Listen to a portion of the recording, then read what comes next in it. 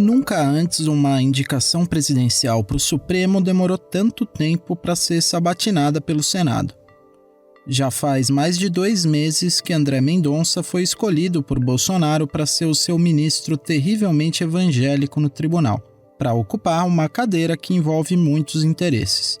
Eu sou Antônio Mami e esse é o Durma Com Essa, o podcast de notícias do Nexo.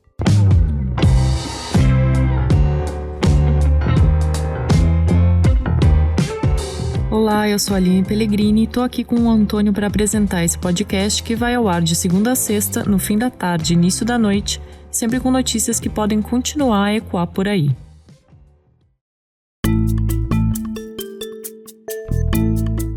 Quinta-feira, 16 de setembro de 2021, dia em que o presidente do Senado, Rodrigo Pacheco, disse que vai conversar com o senador Davi Alcolumbre, presidente da Comissão de Constituição e Justiça, para agendar a sabatina de André Mendonça como indicado a uma vaga no Supremo Tribunal Federal. Mendonça foi o nome escolhido por Bolsonaro para suceder Marco Aurélio Mello na corte, e já está há mais de 2 meses aguardando sabatina. Nunca na história, um indicado para ocupar uma cadeira no mais alto tribunal do país demorou tanto para ser ouvido e aprovado pelos senadores. O senhor tem previsão para conversar com o Davi sobre esse assunto? Sim. Conversarei com o presidente Davi Alcolumbre, obviamente respeitando a autoridade dele como presidente da CCJ, mas sempre faremos a ponderação do melhor caminho, um caminho de consenso, para poder resolvermos essa questão. Tem muitos rumores rolando sobre como o Davi gostaria que o nome do André Mendonça fosse substituído por algum outro. O senhor sabe, você tem alguma procedência a isso? Não, desconheço essa informação. As razões pelas quais ainda não foi feita a sabatina podem ser muitas, inclusive o fato de que isso exige o esforço concentrado, a presença em Brasília, é algo complexo, uma indicação... Você ouve aí o Rodrigo Pacheco falando com jornalistas nessa quinta em Brasília. Isso acontece um dia depois dele e o presidente Jair Bolsonaro terem participado de uma reunião com pastores e parlamentares evangélicos. Mendonça é presbiteriano e foi o nome escolhido por Bolsonaro para, usando uma expressão dele, ser o seu ministro terrivelmente evangélico na corte. Já o Alcolumbre tem sido pressionado por colegas para convocar a sabatina. Na quarta-feira, ele foi contestado por integrantes da Comissão de Constituição e Justiça, mas seguiu sem definir uma data para o ato. Quais são as razões republicanas para que se tenha o maior retardo da história na realização da sabatina do indicado? E faço questão de relembrar que a indicação de nomes para o Supremo é a atribuição do presidente da República. A atribuição do Senado é sabatinar esse nome e garantir que ele tenha os requisitos constitucionais para a ocupação do cargo. Não cabe ao Senado interferir na indicação, não cabe ao Senado negociar nomes para indicação.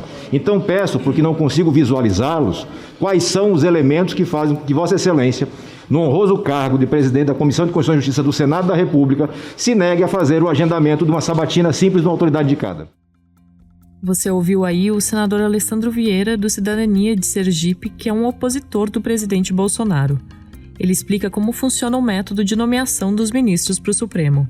O presidente encaminha o nome, os senadores o sabatinam e aprovam ou rejeitam esse nome. Da composição atual do Supremo, por exemplo, o Gilmar Mendes foi nomeado pelo Fernando Henrique Cardoso. O Ricardo Lewandowski, a Carmen Lúcia e o Dias Toffoli foram indicações do Lula.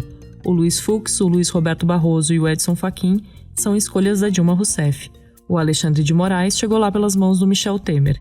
E o Cássio Nunes Marques é o único que o Bolsonaro emplacou até agora. No Brasil, nunca aconteceu de uma indicação do presidente para o Supremo ser rejeitada pelo Senado. E isso é muito raro também em países com sistema parecido com o nosso. Nos Estados Unidos, por exemplo, até hoje só um nome foi rejeitado para a Suprema Corte, o do conservador Robert Bork, durante o governo Ronald Reagan nos anos 80, num movimento de senadores democratas para barrá-lo. Mais recentemente, o Barack Obama não conseguiu emplacar uma nomeação. Era 2016, último ano do mandato dele, e o presidente do Senado era o Mitch McConnell, um republicano. Ele não convocou a sabatina para votar uma indicação do Obama até que terminasse o mandato do democrata. Só depois é que a cadeira na Suprema Corte foi ocupada, por um juiz indicado por Donald Trump, sucessor do Obama. Mesmo com esse impasse com relação à sabatina do Mendonça, informações que circulam na imprensa dão conta que ele deve ser aprovado no plenário. O obstáculo está sendo marcar a sabatina.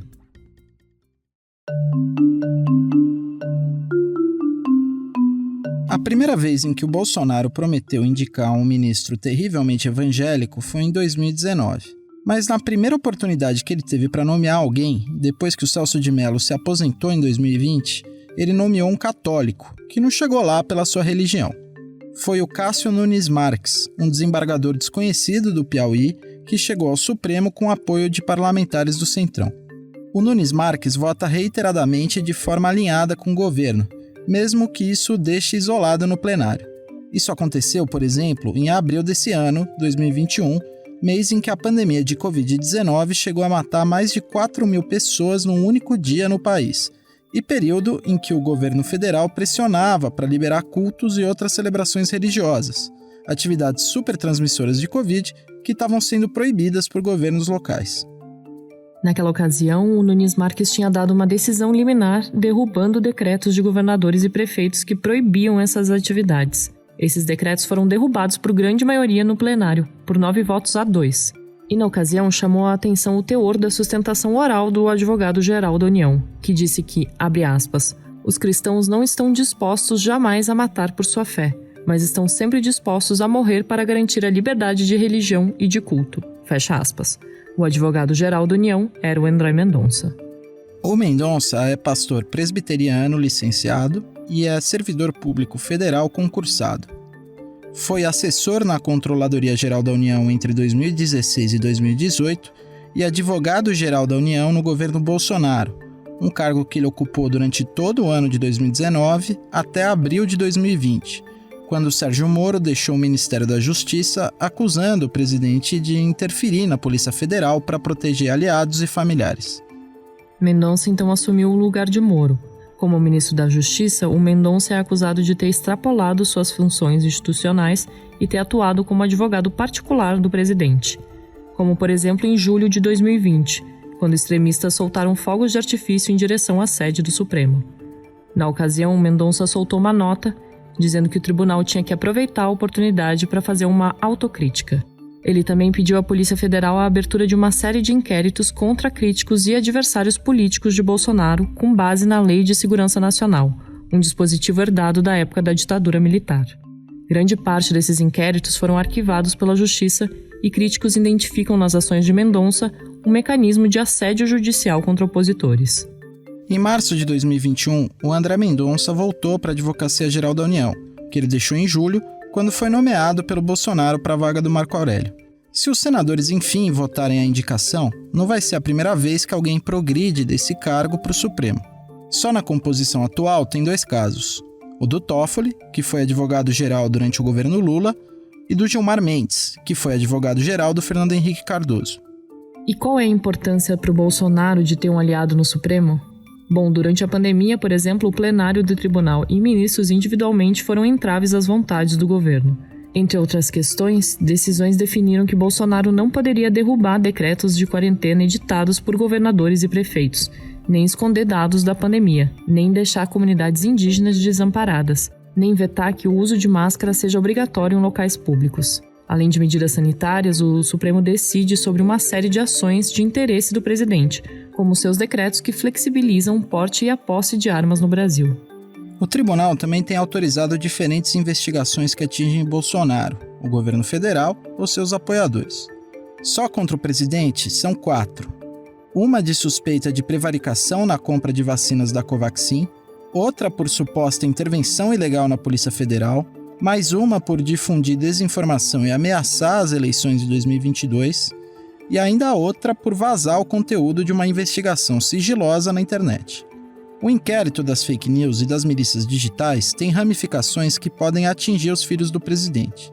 E questões importantes sobre o caso das rachadinhas, que corre na Justiça do Rio contra o senador Flávio Bolsonaro, seu filho mais velho, também passam pela corte. Com uma segunda indicação para o Supremo, o Bolsonaro aumenta as chances de que pedidos de investigações por parte da Polícia Federal e da Procuradoria-Geral da República caiam nas mãos de relatores aliados. Além do sorteio das relatorias, o poder individual dos ministros também é grande no tribunal. Isso porque pedidos de vistas dão aos ministros o poder de, sozinhos, paralisar o andamento de processos. Quando Mendonça foi nomeado, ainda em julho, não parecia ter grandes empecilhos para sua nomeação. Só que desde lá, o Bolsonaro redobrou as suas investidas golpistas contra o Supremo.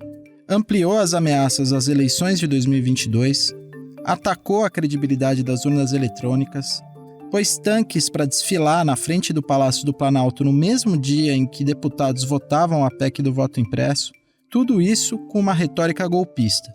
Paralelamente, o Supremo autorizou operações policiais contra bolsonaristas que conspiravam contra o tribunal. Bolsonaro então passou a convocar atos para o dia 7 de setembro, atacando diretamente o Supremo.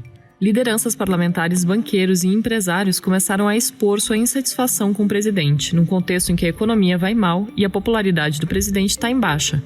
Essas movimentações todas ressoaram no Senado e a indicação do Mendonça ficou travada. Em 7 de setembro, o Bolsonaro fez um ato como se esperava dele.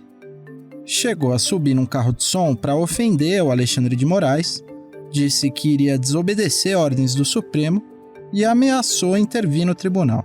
Caminhoneiros bolsonaristas fizeram bloqueios em rodovias em diferentes partes do país. Os poderes reagiram. O Luiz Fux, presidente do Supremo, disse que um ato de desobediência seria considerado um crime de responsabilidade. Então, no dia 9 de setembro, 2 dias depois da manifestação, o Bolsonaro voltou atrás. Ele pediu o aconselhamento do ex-presidente Michel Temer e redigiu uma carta à nação, minimizando os ataques e falando em harmonia institucional. É nesse contexto, então, que ocorrem as discussões sobre o atraso na sabatina do André Mendonça. A coluna da jornalista Mônica Bergman, da Folha de São Paulo, chegou a noticiar que havia até uma expectativa no Senado de que o Mendonça desistisse da candidatura para poupar o Bolsonaro do desgaste. Mas o jornal O Globo relata que o Mendonça diz que essa possibilidade não existe. E de outro lado, pressionado por lideranças evangélicas, o Bolsonaro assegurou que não vai mudar a sua indicação por causa desse atraso. No caso da indicação naufragar, informações de bastidor afirmam que o Procurador-Geral da República, Augusto Aras, é o plano B do Bolsonaro. O Aras que tem sido acusado de blindar o presidente nos inquéritos criminais que ele responde no Supremo. Para que um deles avance e o Bolsonaro seja alvo de um processo de impeachment por essa via, o Aras tem que oferecer uma denúncia formal, o que não aconteceu. O Bolsonaro reconduziu o Procurador-Geral da República para o cargo em agosto, e ele foi aprovado por ampla maioria no Senado. O Aras é bem visto no Congresso por ter trânsito com diferentes políticos e por ter desmontado o modelo de forças-tarefas que sustentou a Lava Jato. A ver como tramita a indicação do Mendonça no Senado.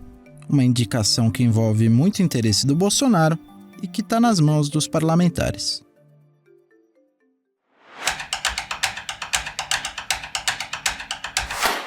Na quarta-feira, a Câmara finalizou a aprovação do novo Código Eleitoral, que introduz uma ampla reforma na legislação sobre o tema no país.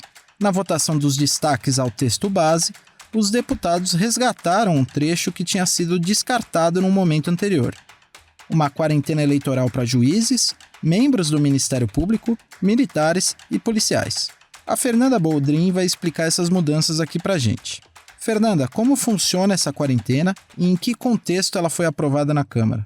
Basicamente, o que a proposta diz é que caso integrantes dessas categorias queiram se candidatar em eleições, eles devem se desligar dos seus cargos ao menos 4 anos antes do pleito. Os deputados propuseram que isso passe a valer a partir das eleições de 2026. A ideia é que a medida se aplique a juízes, membros do Ministério Público, policiais federais, rodoviários federais, policiais civis, guardas municipais, militares e policiais militares. No caso dos militares e dos policiais militares, os 4 anos devem ser anteriores ao começo do período de escolha dos candidatos e das coligações. Essa proposta de quarentena eleitoral tinha sido derrubada, mas acabou recuperada numa articulação do presidente da Câmara, deputado Arthur Lira. Ela foi aprovada por meio de uma emenda ao projeto do novo Código Eleitoral, cuja votação foi concluída já na madrugada. O novo Código Eleitoral avançou às pressas na Câmara e recebeu críticas de diversos cientistas políticos que dizem que ele não foi suficientemente discutido e que o texto do projeto pode trazer retrocessos na fiscalização de contas partidárias e de campanha. E bom, agora o projeto segue para o Senado, onde pode enfrentar resistência. Quais são os debates sobre a medida? O que tem de argumento contra e o que tem de argumento a favor? Bom, apesar de criticarem a forma como tramitou essa proposta, que foi recuperada numa articulação do Arthur Lira, Os cientistas políticos, advogados e especialistas de segurança pública com quem eu conversei disseram que a quarentena eleitoral pode sim ser benéfica.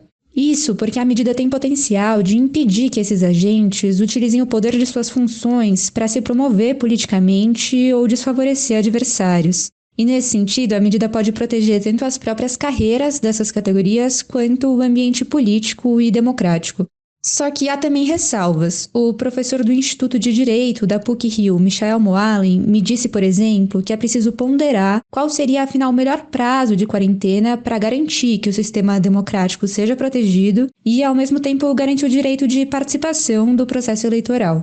Valeu, Fernanda. O texto dela você encontra amanhã em nexojornal.com.br.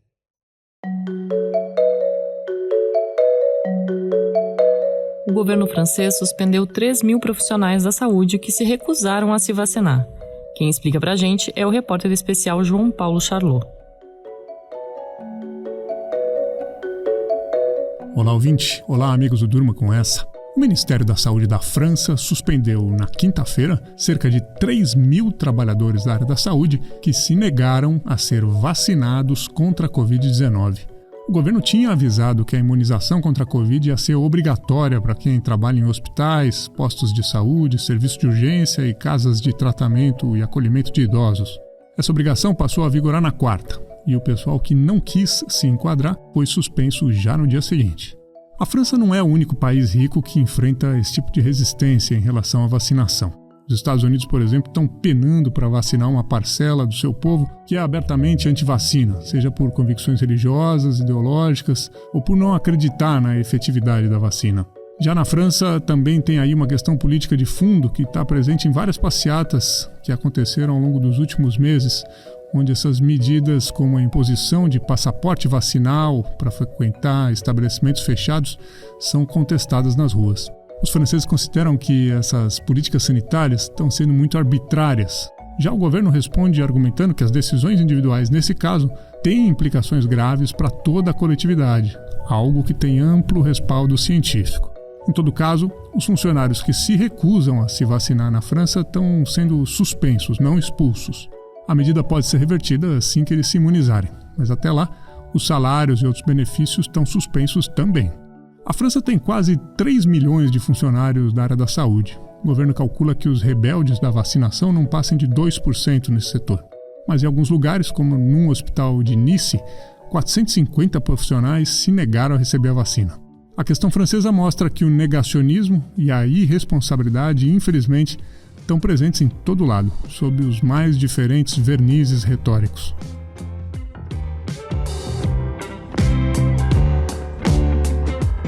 Do impasse sobre a nomeação de André Mendonça ao Supremo, passando pela quarentena eleitoral para juízes e militares e chegando na punição a profissionais da saúde antivacina na França, durma com essa.